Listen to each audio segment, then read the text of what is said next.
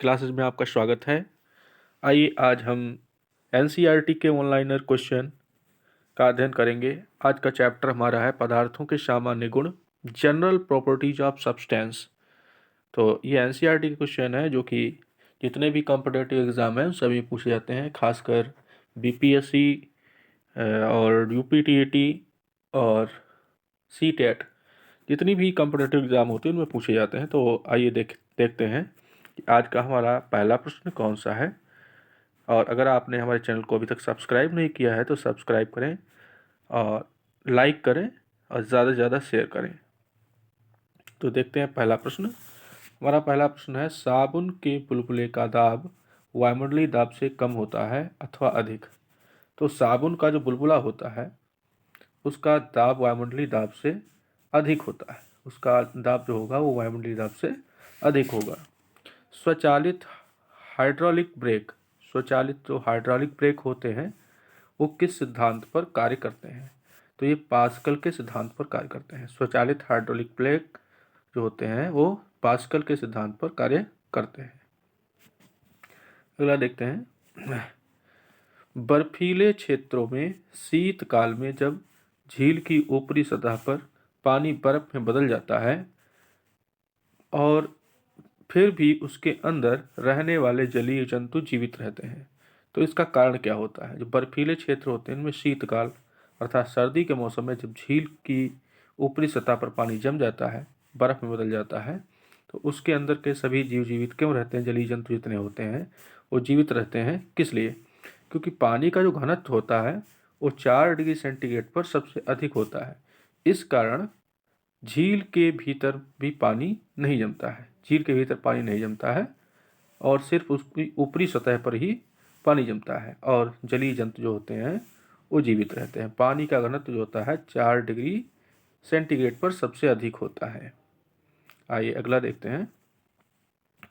अगला हमारा प्रश्न है, नदी से समुद्र में प्रवेश करने पर किसी जहाज की क्या प्रतिक्रिया होती है। तो वह समुद्र में कुछ ऊपर उठ जाता है।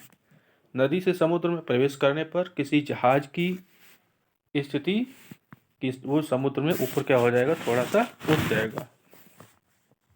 जब किसी झील की तली से उठकर वायु का बुलबुला ऊपरी सतह पर आता है तो उसके आकार पर क्या प्रभाव पड़ेगा। तो उसका आकार बढ़ जाएगा। अगला देखते हैं।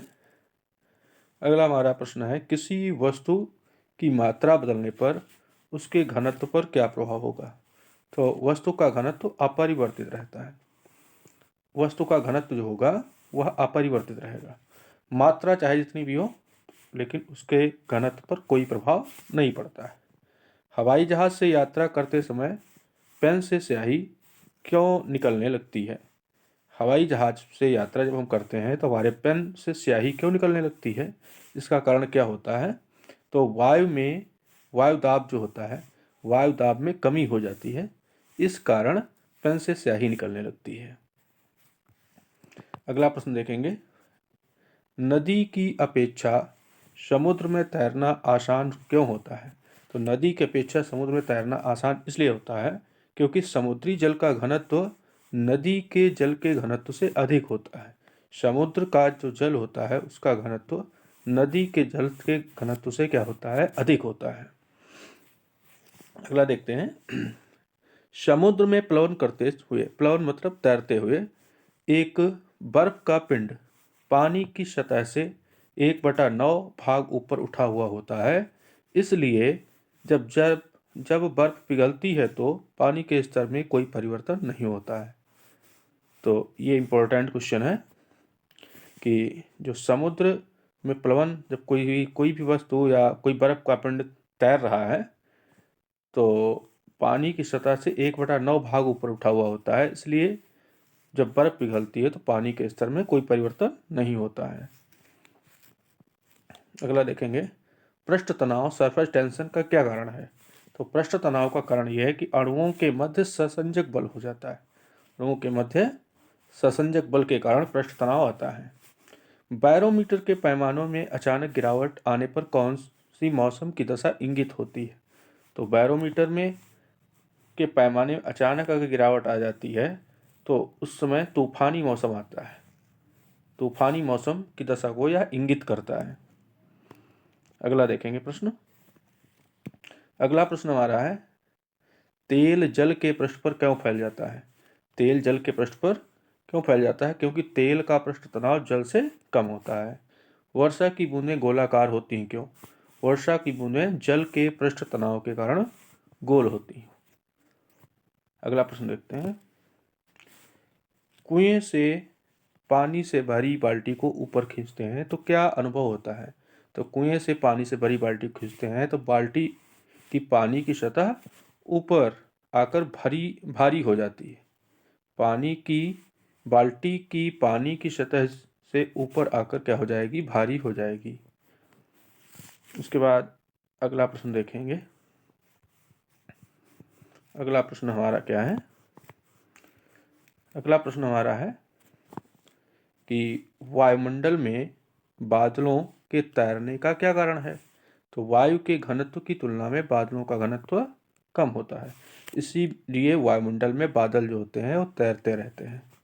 लोहे का घनत्व उसके द्वारा हटाए गए जल के आपेक्षिक घनत्व से अधिक तथा पारे के घनत्व से कम होता है। इस कारण लोहे की कील पारे में तैरती रहती है।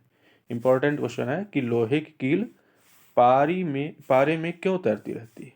लोहे की कील पारे में क्यों तैरती रहती है? तो इसका कारण क्या है? लोहे का घनत्व उसके द्वारा हटाए गए जल के आपेक्षिक घनत्व से अधिक होता है तथा पारे का घनत्व कम होता है, इसलिए लोहे की कील पारे में तैरती रहती है।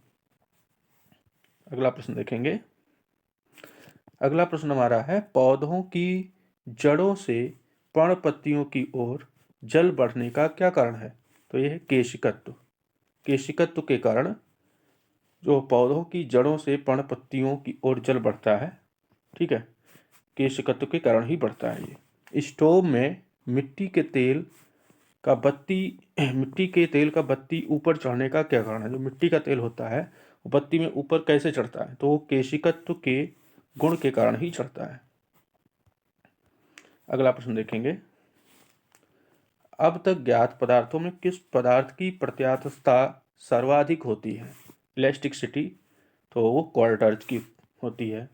अपमार्जक मिलाने पर जल के पृष्ठ तनाव पर क्या प्रभाव पड़ता है?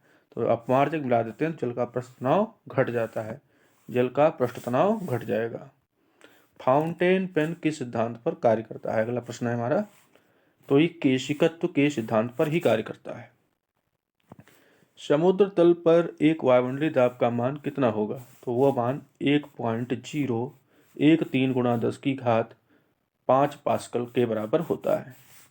समुद्र तल पर एक वायुमंडलीय दाब। अगला प्रश्न देखेंगे, जल का सापेक्षिक घनत्व किस ताप पर सर्वाधिक होता है? तो 4 डिग्री सेंटीग्रेड पर। जल से भरी बाल्टी को हिलाकर छोड़ देने पर कुछ समय पश्चात जल अपने आप क्यों स्थिर हो जाता है? तो ऐसा श्यानता के कारण होता है।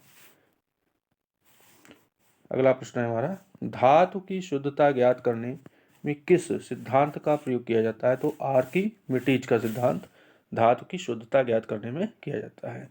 जल से निकलने पर शेविंग ब्रश के बाल आपस में किस कारण चिपक जाते हैं? तो ऐसा पृष्ठ तनाव के कारण होता है। अगला देखते हैं प्रश्न, स्टील रबड़ की अपेक्षा अधिक प्रत्यास्थ क्यों होती है? तो स्टील के लिए अधिक विरूपक बल लगता है, विरूपक बल की आवश्यकता होती है। वाहनों में स्नेहक तेल का प्रयोग क्यों किया जाता है? तो स्नेहक तेल चिकनाई अर्थात ये घर्षण को कम करने के लिए किया जाता है ऐसा। अगला प्रश्न देखते हैं, आंधी आने पर टीन की छत और छप्पर उड़ जाते हैं क्योंकि उनके ऊपर वायुदाब नीचे के वायुदाब से कम होता है। किसी वस्तु की सतह के लंबवत लगने वाले बल को क्या कहते हैं? तो इस बल को हम प्रणोद कहते हैं। क्या कहते हैं? प्रणोद। तो आज की वीडियो में ये चैप्टर हमारा यहीं तक है। तो अगले वीडियो में मिलते हैं, तब तक के लिए नमस्कार। वीडियो को लाइक करें, ज़्यादा से ज़्यादा शेयर करें और चैनल को सब्सक्राइब करें।